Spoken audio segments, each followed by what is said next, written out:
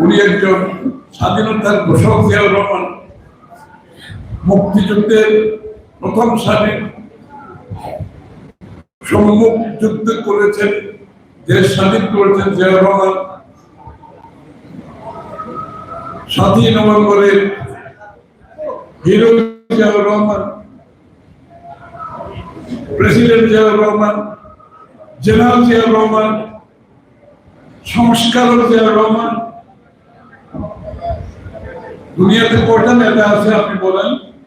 সবকিছু সংস্করণ একজন নেতা হয়েছেন, একটা লোক, খুব বেশি লোক পিছিয়ে পাবেন না।